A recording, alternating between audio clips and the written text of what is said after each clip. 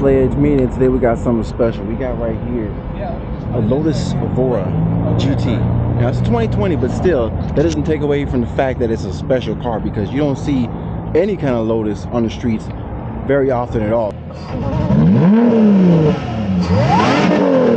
First off, let's take a look at this thing. This thing is like marvelous. It's got that nice, sleek, low profile kind of look. So you know this is a driver's car. This is a driver's car for sure in every aspect, as far as functionality, not just functionality but looks as well. It's got that low profile look, sleek. That means like real active aero, so not just the body portions, but as well as these vents. You know, the vents are actually functional, as well as these vents right here, which are intakes for the engine. And then there's also vents right here. But when it comes to sportiness, this car does it all the way for sure. Some real carbon fiber here in the back, as well as right here, real looking carbon fiber. It's got these circular tail lights that kind of remind me of, this is Ferrari resemblant right here. The outside only has so much that you can look at, but we're gonna get a good close look at it. First off, you see that got the gas tank right here on the exterior facing upward. The brakes, all four of them are vented, so that's going to be able to help with cooling and less brake fade, and it's going to prevent warping for the brakes as well, because with these calipers there's going to be plenty of clamping force on these. So you got big 4 pistons in the front, as well as you got big 4 pistons in the back. But the coolest things is what hidden in the back. All right, so we're going to get to popping the hood and all that stuff in a minute. Hopefully, if there's a way for me to do that, I'll be able to figure it out inside, but that's what this is all about. I'm just sharing the first experience in here, like, man. So that little noise, the C8 over there is kind of noisy, so I'm just gonna close the door so y'all can hear me all the way. Damn, look at this. First off, Alcantara on the side with this sexy, like, glossy red right here, gloss black on the handle, and just start buttons up here instead of like down here like it is on like dang every other car right there. This one's really nice. I'm digging this, man. I'm also love, you know, I love the circular. I love the circular air vents. Remind me of my car. Like I said, I'm biased. I had it in the Camaro as well, and I just love the layout of this interior. It reminds me of something kind of like a McLaren. It's more like down to the point, down and dirty. You know, you get your nice little buttons, and they're outlined in nice stuff, but it's not like overcomplicated with fancy dancy gizmos or fancy dancy display and like a fancy dancy, like over fancy look. It's plain and simple. Temperature, I don't know why you'd want to change. For some reason, maybe you want to change the temperature of your vehicle, maybe depending climate or altitude or something like that. And here's your air. Oh, okay, this is, I'm thinking this is the control the thermostat, because it looks like, you know, a thermostat for the engine, unless I'm wrong. But yeah, I'm pretty sure all this is just climate control right here. Now inside here, it's got a nice, like, this interior, no joke, this is clean right here. Like, I'm digging this interior. I'm digging this what is this, Alcantara looking stuff that's all over the car. Well, actually, this roof liner, this headliner might just be like some kind of cotton polyester or something like that. But this side right here on the doors, that's Alcantara. Right here on the seats, that's Alcantara as well as down here in the center console right here by the e-brake. Man, I gotta give y'all a second look at some of this stuff. Like, it's just so, man, real quick, you see this back seat, basically non-existent. Like, I don't know, I guess you could just keep your dog comfortable back there, or you could keep the groceries comfortable, but I don't see any people get, not even kids, like, literally, unless you put this seat forward, maybe, yeah, my 7-year-old could squeeze back there if she really tried. There's no way I'm getting back here. But this back seat is nice though. It's super clean. It's like, it looks like it's about to come off. I don't know why, but yeah, you don't get these cars for the back seat, so that back seat is there just for decoration. This seat is definitely a straight racing seat, because it's got a manual hook, a little manual pull lever in the front, and then on the side, both sides, both of these seats are manual. They're not electric assist, automatic, or nothing like that. They're both like standard. But yeah, the interior of this joint is real clean. Before we start it up and try to find a way if we can pop this hood or anything, I'm gonna show you a few more things that's inside here. You gotta check this out. Like, when you look right here, like, look how skinny this is right here. Like, if you dropped anything down there, you're gonna be able to get it, no problem. This e-brake, it's like straight to the point. Like there's no extra fluff stuff. There's no container compartments in here. You know, you got a cup holder, but it's way back there. So I guess you're gonna have to have your passenger pass you your drink, or just keep it in the middle of your lap. But something else that's cool, It's got carbon fiber right here. All this is carbon fiber. And right here, it's got the little Lotus symbol right there. That's dope. So it's got speakers going all around, but check this out. It's got this little hand built in England by David Hills Lotus. I like how European cars, they put their little touch on there, let you know that it's hand built. That's dope. That's why these cars get so expensive. But still, very nice interior. All right, I'm about to start this thing up so we can get a proper understanding of how this thing sounds. I was about to push the button to start it and I forgot you still got to put the key in on this one. It's got a little keyhole right here. You got to put the key in first, then push the start. So I guess. But look at this key. This key looks crazy. Look at this thing. It's like I'm like a lockpick or something. That's dope. Let's see.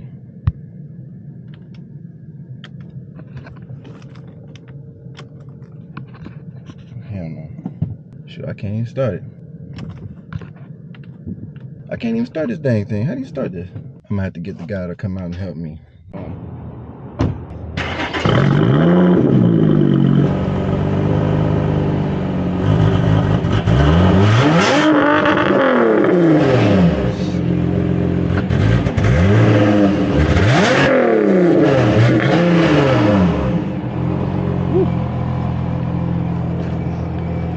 Super laggy on the pedal. I'm wondering, like, is it tuned correctly? Like, see, like I'm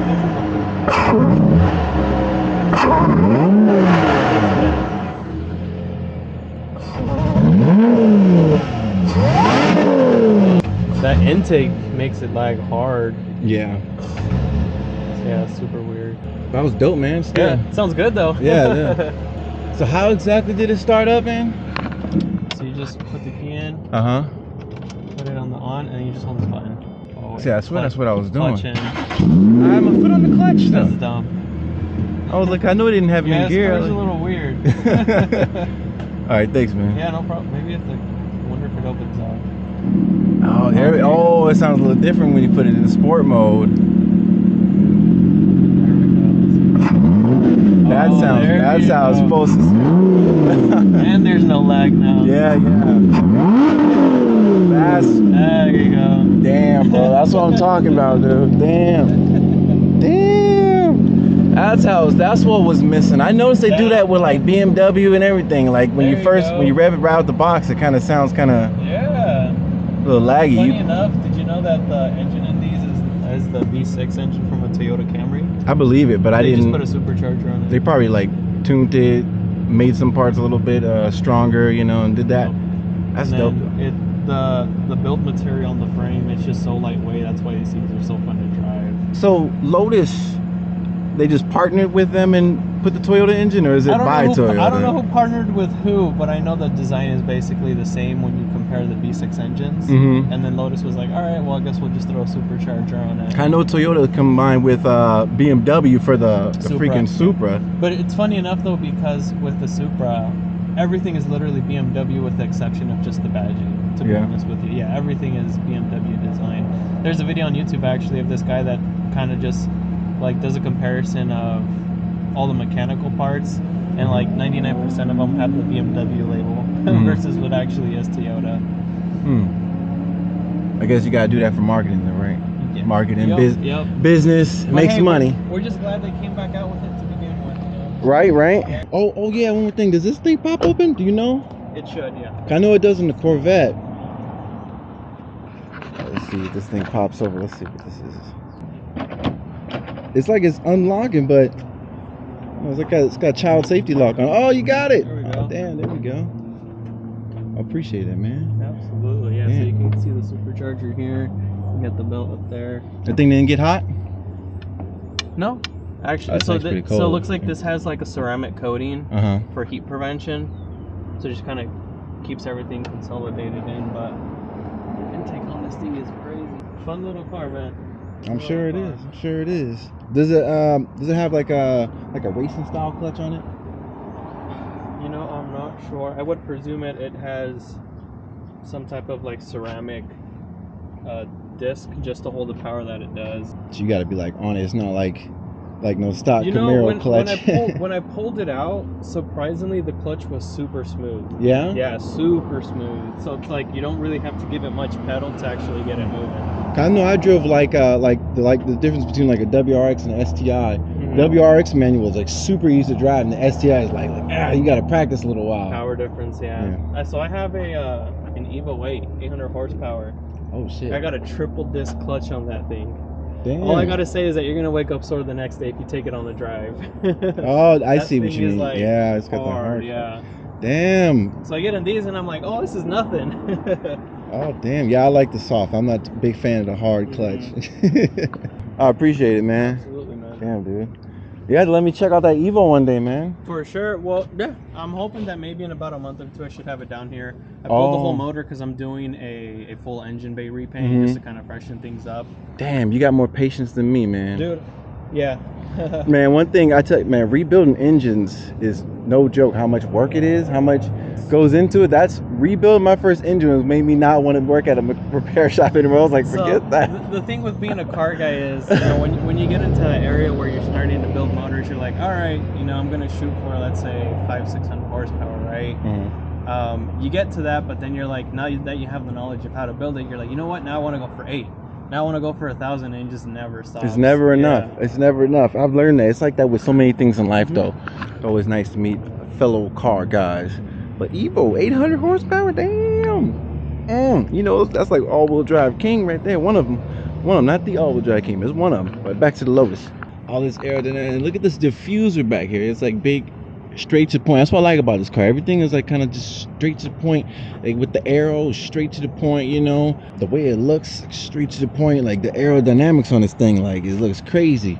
And you know, like he told me, this is the Toyota engine, just rebuilt and repurposed. I'm gonna put the specs up on the screen for this guy right here. But look at this, the supercharger pulley up in here. And look at this whole thing. This intake is, it looks like about a 5-inch air intake in there. It's probably like the same size as the one I got on my car. But yeah, it's pretty cool. I love seeing rear motor cars. You know, always been curious about Lotus. I don't really know too much about them, to be honest, other than that it's like it's a dope ass looking car. Look at the Acura NSX right there, man. Look at this, all this pristineness. Acura NSX, C8, the i8. You got AMGs over here, G35s. Man, I'm telling you, if you in the market for a high-end car, come on down to Lappin Motor. I know there's a lot of other dealerships that got these kind of cars too, but this is the one I work with. Definitely dope right here. Man, this car is too much. This car got too much sauce. I'm telling you. You want this car, come on down here to Lappin Motor Company and get it. You know, this is like one of them special cars that's rare. They got like limited amount of them. That's what makes it special. This ain't like just like this GTR right here. That's more common than the Lotus Evora. Like I'm telling you. Thanks for watching the video. Make sure you like and subscribe, especially if you made it all the way to the end. Also stay tuned because there's gonna be a whole bunch more videos coming soon because the holidays are over. It's time to get back to work. Solid. That thing closed clean. I love the simplistic interior of this thing. All right. I'll see you guys in the next one. There it goes. Back to its home. Spot number 1. That car is dope for sure.